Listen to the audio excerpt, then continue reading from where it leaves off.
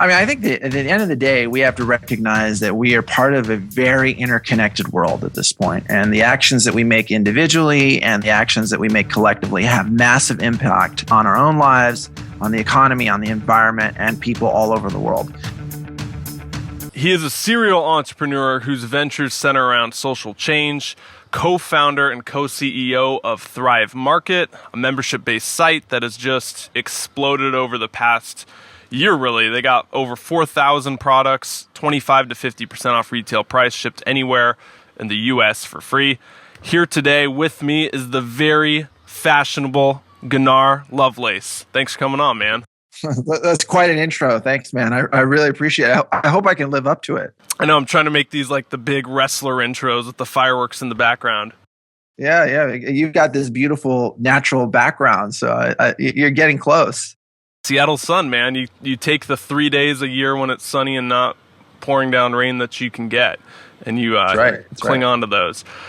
So last year we talked about sustainability and the fact that there's so many different branches of this health issue or health in general. You know, there's the political side, there's the environmental side, there's the health and wellness side, there's the fitness side. And I want to bring you back on because I loved that what I got from you, Gunnar, was that your mission around health and wellness wasn't the six-pack abs or the Instagram photos flexing in the mirror, but it was the deeper one of how can we do this differently.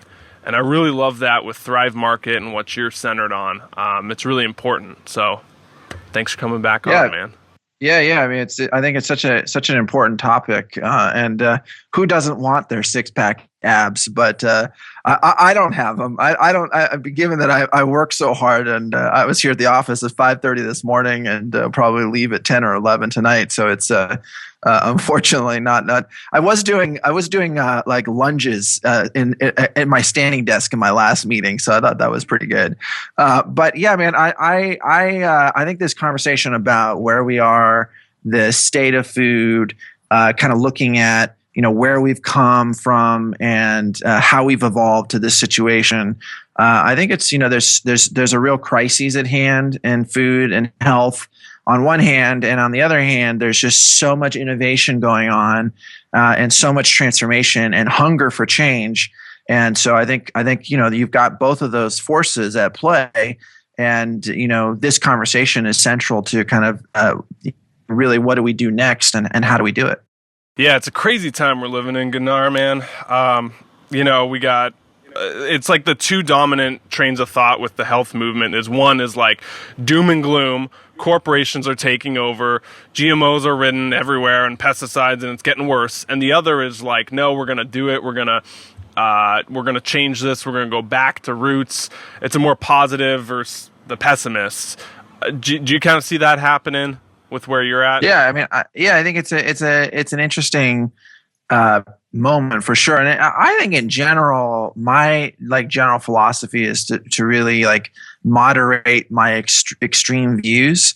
And I think that there's very few absolute absolutes. And I think that look, I mean, obviously eating really good, simple whole foods and less processed foods and less sugar and these are things that we understand. This is basic stuff at this point now. But it doesn't mean that there isn't a cheat day, or there isn't we're practical human beings, and we're filled with desire, and we have to learn how to live with that. I mean, at the end of the day, we're basically an animal that's been exposed to all sorts of crazy, sugary, sweet stuff, and we're having to deal with our lizard brain that fires at a very different level because it's being exposed to this highly processed, engineered, sugary thing that's been put in front of us. But I think look, there's so much innovation and technology. We've staked a claim as a business that we don't carry any food with GMOs in it. But for us, I think there's a lot of challenges and problems with genetically engineered food in general. But for us, the thing is we don't think it's absolutely the wrong thing. We just think it's like there isn't enough information about it. We don't feel like it's safe to put it out in the market. We want consumers to feel like they can come to us and trust that they're not being exposed to GMOs.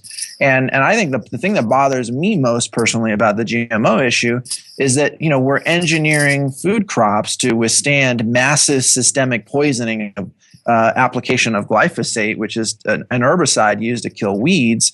And we spray 200 million pounds of this a year. Engineer our food crops to withstand the poisoning so we can kill the weeds. The weeds get stronger. The food crops, we have to spray more, and it creates this arms race with these super weeds. Yes, our food crops withstand the glyphosate poisoning, but it enters into our food stream and it destroys topsoil and it enters into the water supply. And that's just insanity to me that we would be doing that systemically. So that's an example of a place where I'm not emphatically against slowly and methodically and carefully studying GMOs, because I think, maybe there is a genetically modified food crop that we can engineer that needs less water and can be produced more effectively and has more nutrition for, people in poor countries. Maybe that is something that can be very helpful. I don't know. But I think it needs to be done very carefully, which we're not doing today. And the way that we're engineering GMO food crops, I think is crazy on the production side. So I think the thing is, in a world of so much polarization, it's so easy for us to be so intense about our views. And we're passionate and we have our concerns, and the internet, there's so much information. We don't know what's truth or what's false. And so I think it's really important that we work to moderate and understand each other in a very common sense way.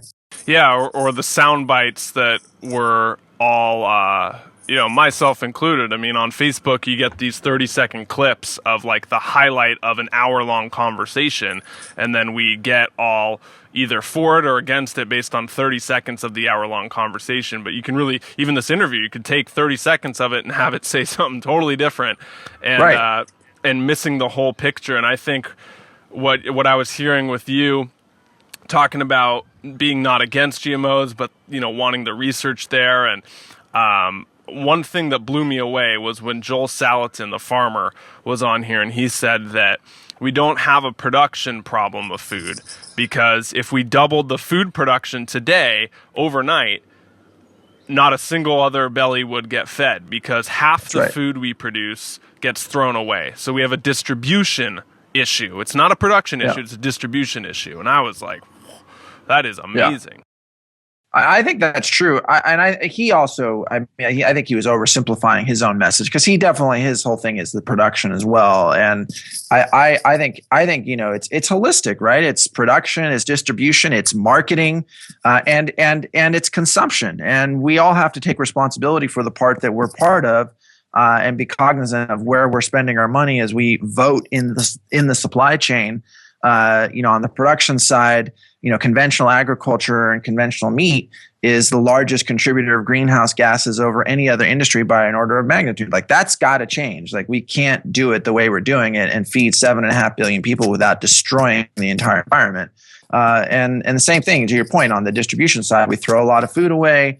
On the marketing side, you look at when we started, when there was billions of dollars started to be spent in the 80s around selling, low-fat, complex carb diets, and you look at the rise in the spending of that type of message to the American consumer and how it correlates to the rise of obesity and diabetes, and they're very correlated. That's the marketing side. And then on the consumption side, ultimately, we are responsible for ourselves, and we have to gain mastery over our desires as human beings. And if there's going to be a Twinkie or an apple, we have to be able to restrain ourselves and go for the apple.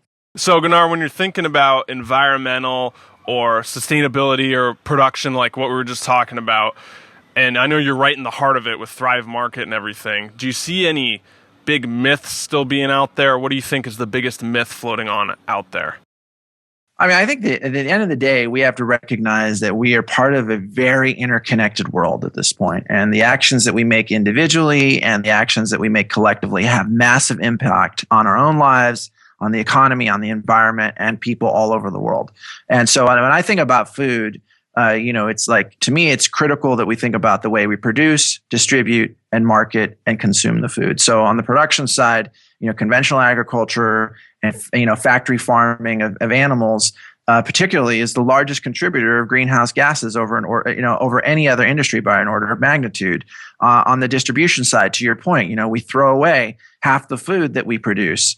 On the marketing side, you look at the rise of billions of dollars of CPG advertising in the 80s around selling the idea that we have a low-fat, complex carb diet, and you look at how it correlates to obesity and diabetes. And then on the consumption side, as consumers, ultimately, no matter how much anybody tries to sell us their processed toxic sugary thing, we have ultimate control over what we do, and we have to take total responsibility for ourselves. And so when there's a Twinkie in front of us or an apple in front of us, we need to be able to develop a level of mastery so that we go for the apple instead of the Twinkie. And I think it's a holistic thing. Yeah. Before the call, we were talking about how we evolved and then the agricultural revolution and kind of the direction of where we're heading. Because like we were just saying in this whole call, it's a crazy world we're living in. Technology's changing everything. We got all those different components. Where do you see this thing heading? How are we going to be able to feed the growing population of the world? Yeah. Well, I think it's to me, that's a question that I live with every day. And I think about it. I'm constantly adding to my thesis around it. I think, just even to take a step back, it's so interesting just to kind of look at the context of where we've come from and how we've arrived at the situation that we're in. We've been on the planet for about 190,000 years as this form and this species. It seems like a long time. It's actually a very short period of time in billions of geological Earth years. And for the majority of that time that we've been here on the planet, we have been hunter-gatherers, moving from place to place, harvesting the natural fruits of the land, eating a very simple diet, which was actually very good for us physiologically, when had a good blend of nutrients.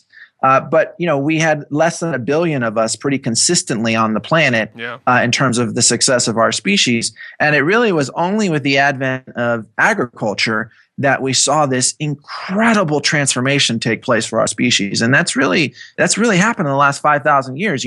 We started to produce food and create an agricultural framework that caused us to move to urban environments, allowed us to be able to support much higher population densities because we could consistently produce greater scale of food in a very concentrated way.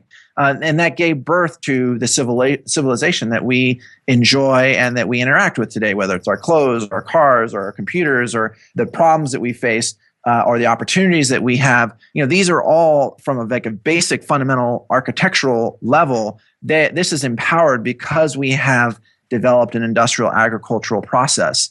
But I think when we look at that and we think about where we've come from and where we're going, for the majority of our time here, we've been less than 1 billion people on the planet. And in the last 5,000 years, with the advent of agriculture, we've gone from 1 billion to 7.5 billion, with the majority of that happening in the last 75 years. Yeah. You go up to the World War II, there were 2 billion of us on the planet. And fast forward, 70 years to 2016, and there's 7.5 billion of us on the planet, probably going to 10 or 12 billion in the next 15 or 20 years. And so the very innovation in agriculture that has made our species so successful is now poised to take us down on so many different vectors. And so it's this amazing moment where we have to radically shift the way that we are producing, distributing, and consuming food if we want to pass a world to our children and their children that's healthy and equitable and a great place to be. So to kind of frame it, do you think if we kept doing exactly what we're doing today, in 10 years, 20 years time, we would start seeing bigger issues than we do now? Oh yeah. I mean, you look at what would happen. You look at the way nature has pandemics that modify population levels when they're not healthy. You look at the fact that most major ecosystems have either collapsed or on the verge of collapsing. You look at the fact that we're spending $300 billion a year fighting diabetes-related illnesses, which is, just one of several major lifestyle diseases which are ravaging our populations, our communities, and our economy. So, we will bankrupt ourselves both in terms of our physical health and well-being, the economy, and the environment if we continue the way that we're going. And that's happening very quickly. I mean, you just look at the last 20 years, what has happened with obesity, cancer, heart disease, diabetes. These are lifestyle diseases, and the good news is that we actually know what we need to do. We need to develop a measure of self-restraint. We need to empower ourselves with the tools and information and access, and we need to be able to eat simpler, healthier food. And just those things are going to have such a massive impact on us individually and collectively in this very interconnected world that we live in. It's an interesting issue with like obesity and diabetes and change, because now in the US, at least speaking where I've been traveling around the West Coast this year and being in kind of small towns and still seeing like gardens and still seeing co-ops where you can buy healthy food and seeing lots of healthier options everywhere. But that doesn't necessarily correlate with lower obesity rates or lower diabetes rates and stuff. And so I'm wondering, like, even though I know it's not everywhere, but even though a majority of the US you're able to get these healthier organic foods or healthier grass-fed meats or whatever, like what the missing link is there between why more people aren't taking advantage of that. Do you see what I'm trying to ask? I mean, there's clearly a proliferation. Like, we now have access to these things in a way that we haven't even 20 years ago. I think, though, it's still very early on. And when we think about access, for us, and there's so many different ways of thinking about these things, and there's no absolutes. But the way that we think about access and making healthy living accessible, easy, and affordable to everybody, we think about it across three vectors. Access for us is a function of price, geography, and education. Can we sell previously premium products at the same price as conventional equivalents?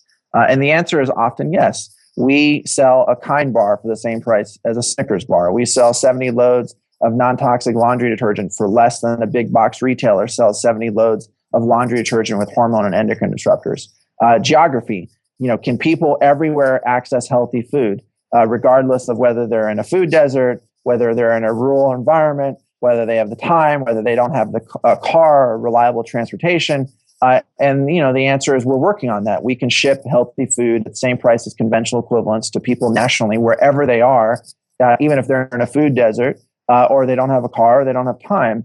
And then I think the final ingredient is education. We can have all these great choices in front of us, to your point. And if we don't understand why it matters, we will never make a choice to empower ourselves. And I think that's such a fundamental part of this. One aspect of this is like a purely like technical supply chain issue about pricing and availability. Another is just like looking at the underlying emotional issues and empowering ourselves. Like, I used to be overweight and I was very depressed. And that doesn't mean that that's what it is for everybody, but that was what was going on for me. And, food was like, and it still is, I have to like catch myself. Like, it's like if I'm feeling stressed out or sad or upset or overwhelmed, I go to food and I put something in my mouth. And like, that's like, that's like a very basic like thing that, we're all confronted with that in our own way. And so I think that, when we think about education, we're thinking about how do we provide content that informs and inspires people, that really inspires people to challenge themselves, to think about what actually matters to them, what makes them feel good in their bodies. And you're part of this conversation. I mean, this type of content, what you do, this podcast, I mean, this is part of the bleeding edge of this incredible educational content revolution that's happening, and which is made possible by the internet. So I think, again, as the dark is dark, the light is light. As there's so many challenges and crises, there's such an explosion of innovation. And it is these types of conversations and the burning desire that we have within us, and so many of us, to try to like solve these problems and improve our lot as a human being, that is ultimately going to get us through. But it's going to take a lot of application, work, and discipline to get it done.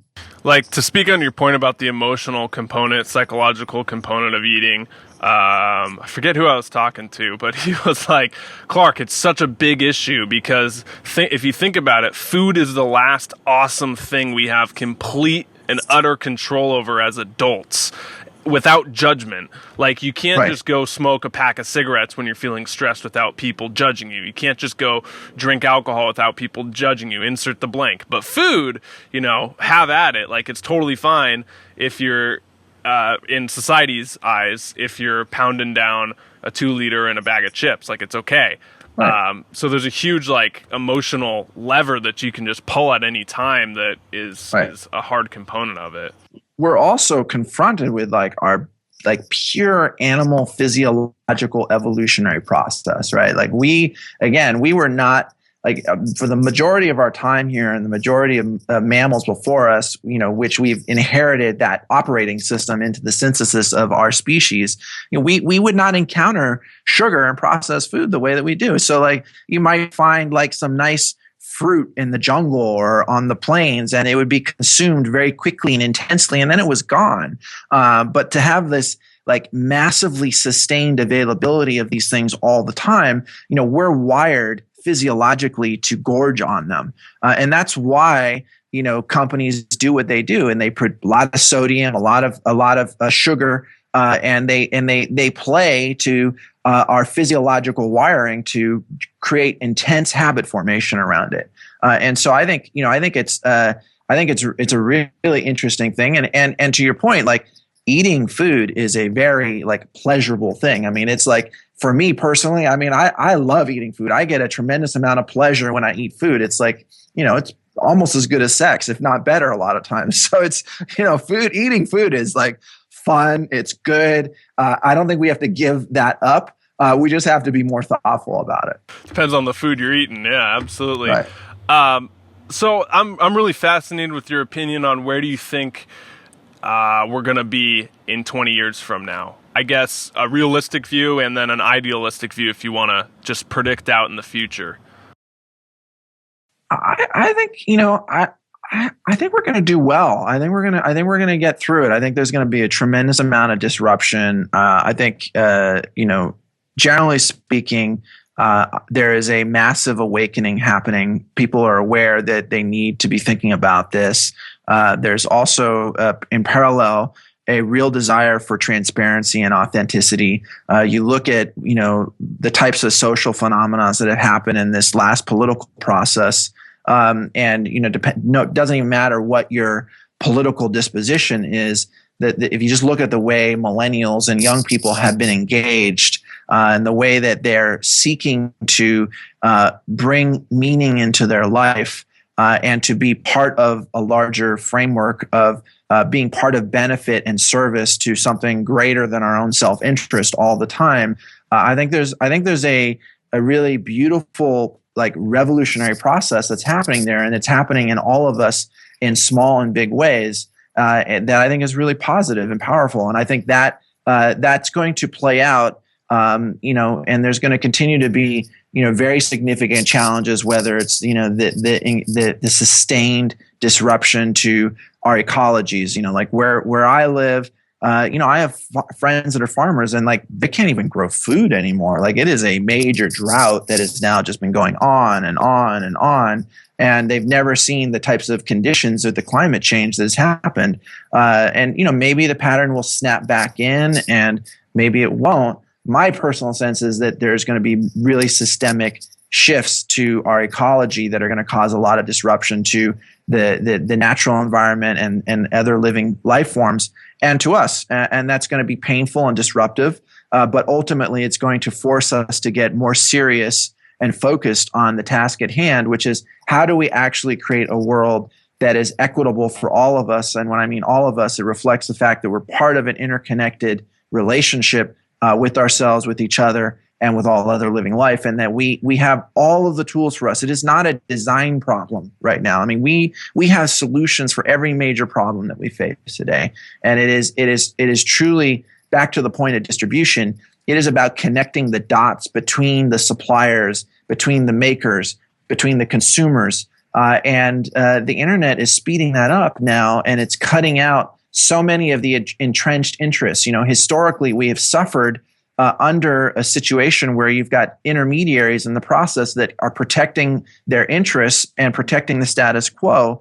And because the internet now exists today, people can have a direct conversation with you through your podcast, and they can be inspired and receive information that they would never get on a broadcast TV network, because the broadcast TV network is afraid of jeopardizing their advertising from CPG companies. Yeah. And so the internet is empowering us to educate and live a better way. And we feel like the internet's been around a long time. It's just barely arrived. The benefits of the internet are just barely here, and the revolutionary impact it's going to have on our lives is just still barely obvious. And we can't even predict all the ways it's going to be good for us. Yeah, it's so true. I still get blown away every time I think about the internet, and that, 90% of the data has been generated in the last 2 years.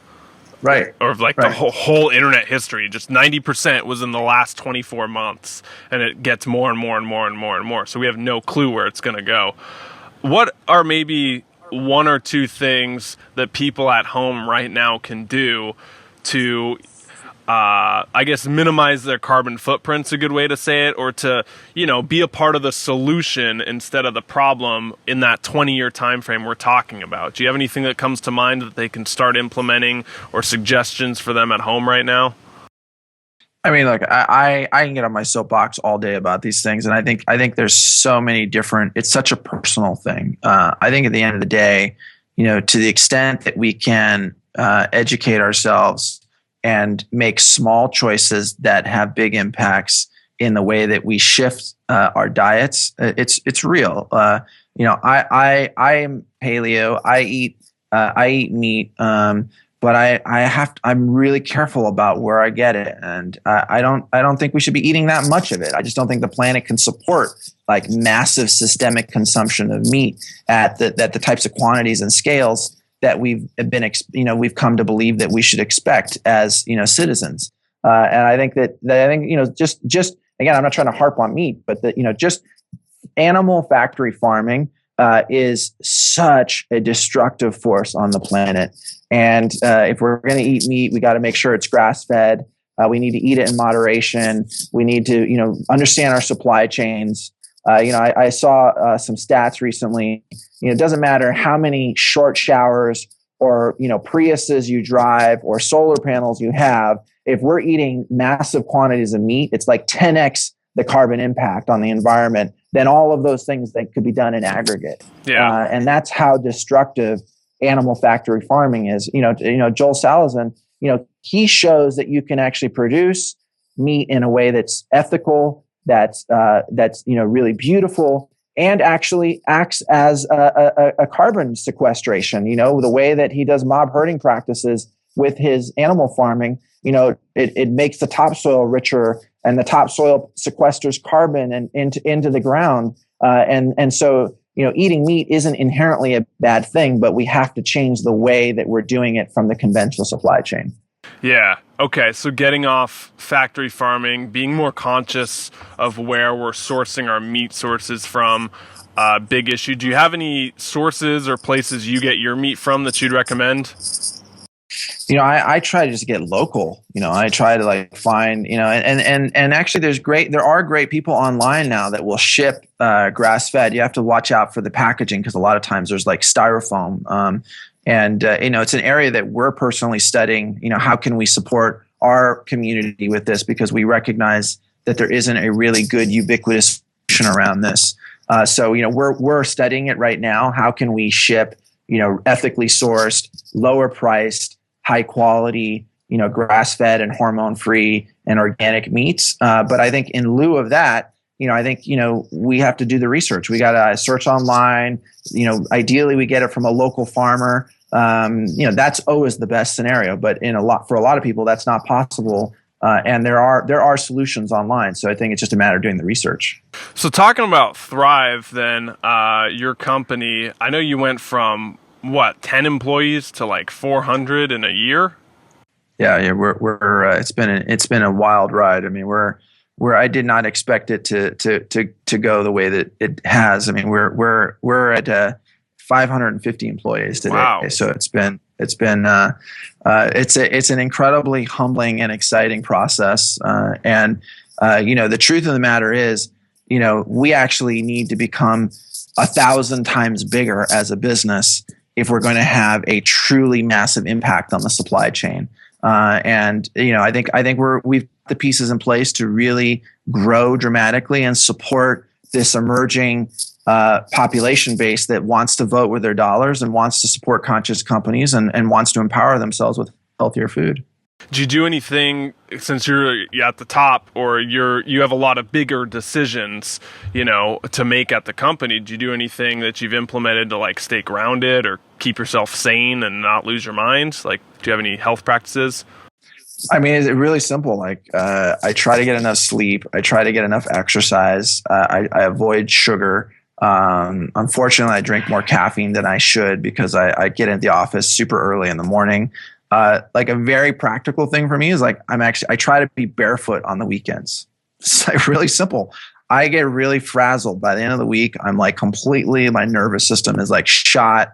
And literally like, if I can like take my shoes off for a couple of days and like go garden and move some rocks around in my garden, and just like hang out outside barefoot, I feel more grounded. And it sounds crazy, but it's like, it really helps me out. Couple closing questions, Gunnar. You're talking to Gunnar straight, in college or in his 20s or early 30s. What advice do you give him just starting out? What? Oh, sorry. Maybe frame that up again because I got a little stumped on that one. Yeah, no worries. So someone who's out there listening right now in their 20s or 30s, what are some, what's a piece of advice you wish you knew back then, or some wisdom or some insights you got now? I would say follow your dreams. Absolutely follow your dreams completely and courageously. And to me, one of my teachers gave a great insight on courage. Courage is not the absence of fear. It is the willingness to push on and persevere in spite of the presence of fear. And I think, this is a world of so much change. Just because people say you can't do it or you shouldn't do it doesn't mean that that's right. If you believe in it, if you feel it's right in your heart, and you feel like it's something that you absolutely want to do, then you should be courageously willing to step into it, to fall down, to pick yourself up over and over again, to persevere towards that which you love, and to follow your dreams and to do it courageously. And that is a process of, it takes a lot of, a willingness to deal with our shadows and our weaknesses and our insecurities. And I deal with them every day, all day long. I'm constantly confronted, even at this place of like perceived success and thrive. I'm constantly confronted with my own insecurities, my own doubts, my own fears. And I have to constantly remind myself that, we stand on the shoulders of giants. So many great people have come before us. And we can draw courage and conviction from those that have come from before us to really strike out in the things that we love and that we care for. Absolutely. What do you think's been the biggest lesson you've learned in 2016 so far? Like looking back on this year, does anything stand out? I think the continued lesson for me of 2016 and just the journey of Thrive in general is, it's so powerful to have great partners, to have people that you can just absolutely trust. And it requires giving up control in a certain way. But the exercise of that and having the camaraderie and the support and the honesty and the trust has been so powerful for our business. It is a very complex business that we're in, and we have grown very, very quickly. And the only reason we've been able to do it is because we have a culture of trust and real support among an incredible team of super talented people. And it's only because we've been so focused on how do we absolutely bring the best people. And it means that, I bring in much more talented people than myself. And I might have momentary insecurity about what that means and what's my role. And I'm into it at the beginning and then I'm threatened by it later. And you kind of have to go through but that's if you want to build a great thing or do a great thing, whatever it is, having great partners, great people to work with is an amazingly effective way to make it happen. Awesome. Thrive Market, where's the best place for people to go learn about all the cool stuff you do and your mission over there? Yeah, I mean, just, on our website, our thrivemarket.com. If you haven't, you can get all your favorite healthy food at 25 to 50% off.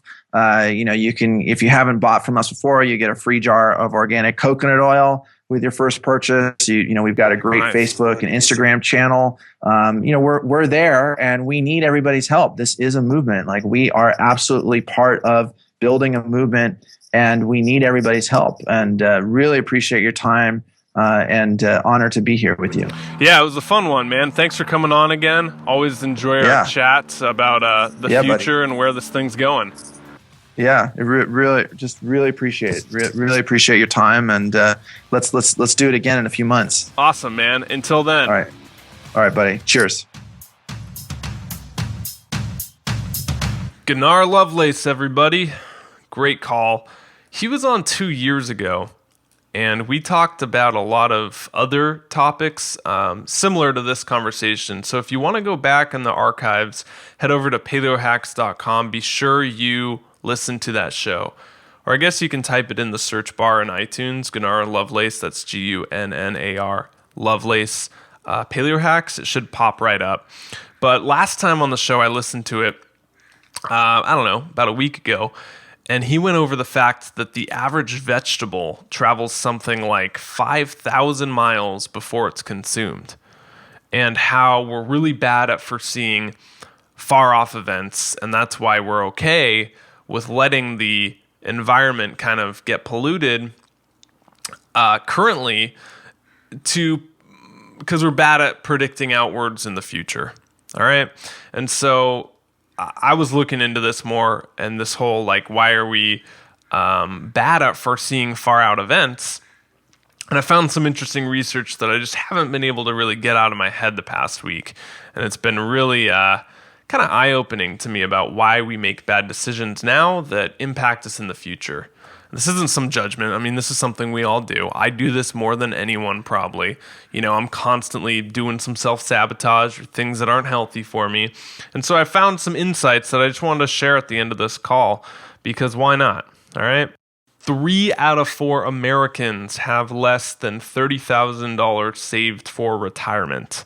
And researchers found this statistic, and they asked that question that we were just talking about. Why are we bad at saving for the future? If we plan on retiring, which many of us do, why do we not save more money? And so they used that question, and they took 2 different groups.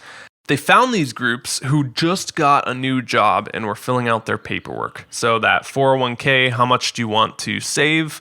And they looked at that number. Now, before they asked the people, how much do you want to save monthly or annually for retirement, they showed the first group a picture of their current self, all right? And they said, okay, how much do you want this person to save for retirement? Now, that group had an average of $80 allocated a month towards their retirement out of their check. What they did with the other group that was so fascinating is they used computer software or an app to project outward what that person would look like in 80 years' time. And they called that the Me Later group. So they showed the same question, same application. They said, here's you at age 80. How much money do you want to save? And that group saved an average of $172 for retirement. I mean, that's over double what the Me Now group saved. Just seeing what it's going to look like at 80 more than doubled the amount they were planning for. And that's kind of why we're bad seeing far off events, is because it's not real to us. So when we can actually see a more real version of what we're going to look like down the road, okay, we'll change our actions in the present moment. So how does that apply to our whole health and wellness conversation? 2 applications of that, I guess. You could do that and think about it for your health. Like, how do you want to feel? How do we want to feel at 80 years old? And is what we're doing currently going to get us there? And the second is, what do we want our planet to look like when we're 80 years old? And is what we're doing going to get us there? And I don't really know how we can take the planet and put it in an aging booth so we get a more realistic viewpoint of it. but you can do that for yourself. I found a funny app. It's called Aging Booth. It's free on the Apple Store. And it does that. It projects you outward 80 years. And it's kind of a shock when you see yourself at 80 years old, or what that app thinks you're going to look like 80 years old. Anyway, we'll wrap that up. That was kind of the motivational speech at the end of this call. It's cool that when we have real concrete evidence of what's going to happen in the future, we will change our actions in the present. Paleohacks.com, of course, the place to go for the archives. Be sure you check out that previous show with Gunnar on about a year ago or 2 years ago, before Thrive Market really even took off. It was really fun talking to him on that one as well. ClarkDanger.com is where you can get the 11 questions to change your life forever. Free ebook I put out. If you want some questions, go more deeper into yourself. These are the best 11 ones, I think so, that you can ask. I put them in a free ebook, 100% free. Head on over there and get it now. Social media, be sure you're following Paleohacks. That's at Paleohacks, one word, on Instagram, Snapchat, Twitter, Facebook, Pinterest, anywhere. Choose your favorite one. Follow us there. And then at Clark Dangerous if you want to get a hold of me on, I'm really active on Snapchat. So pull out your phone right now. I know you got it. We all carry it around with us, and type in at Clark Dangerous, OUS, and snap me something funny. This week's review comes from Leah3. Hey, Leah. She said, I would 100% recommend this podcast to people of all ages. I even show this show to my students in health classes. Relevant and interesting questions without getting too technical. Love the humor.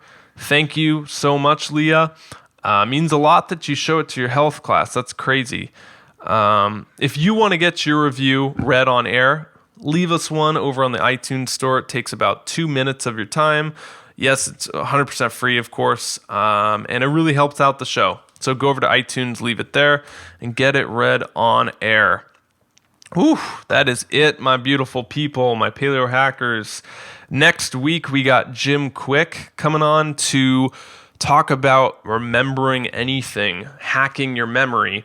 The week after that, we got Johnny Bowden making his return for the third time, claiming the record for most returning guests spots. And he's talking about how eating butter can get you skinny. Then we got Diana Rogers after that talking about how to raise chickens in your backyard and simple DIYs you can do around your home for more sustainable living. All right, that is it. Thank you so much for listening. I love each and every single one of you. I will see you next week.